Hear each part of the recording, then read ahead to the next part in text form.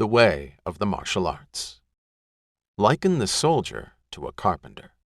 The latter sharpens his tools with his own hands, prepares the various instruments of his trade, keeps them in his carpenter's box, receives the master carpenter's instructions, shapes the pillars and beams with his adze, shaves the alcove and shelving with his plane, is accurate in spacing and carving, ascertains correct measurements, and performs his duties well, down to the smallest detail. Doing this, he will later become a master carpenter himself. It is essential that the carpenter's aim be to carry equipment that will cut well, and, when he has time, to sharpen that equipment. That he is an expert at taking that equipment and using it to make bookshelves, desks, and even lamps, and cutting boards and pot lids is the specialty of the carpenter. A man who is a soldier is like this.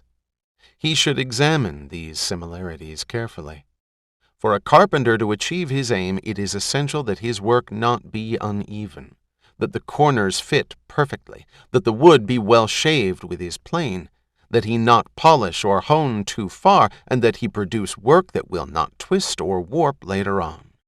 If you think you would study this way, you should be mindful of everything written here, and you should examine it carefully. The division of this book into 5 chapters. In order to divide this book on the martial arts into 5 ways and show their principles chapter by chapter, I have entitled the 5 chapters Earth, Water, Fire, Wind, and Emptiness. In the Earth chapter, I provide an outline of the way of the martial arts and the view of my own style.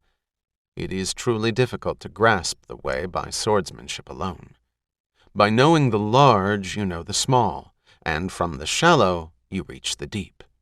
By drawing out a straight road over the topography, I have thus named this opening chapter the Earth chapter.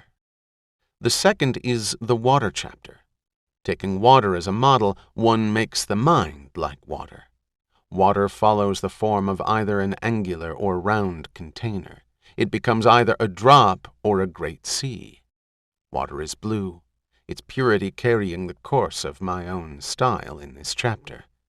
If you discern the principles of swordsmanship with certainty, when you defeat a single opponent freely, you will have defeated everyone in the world. The mind that defeats one man is the same for innumerable opponents. The martial art of a commanding general makes the small into the large. Similarly, one may take something only a foot high and build it into a great Buddha. It is difficult to write of the significance of this in small details. With the one, know the 10.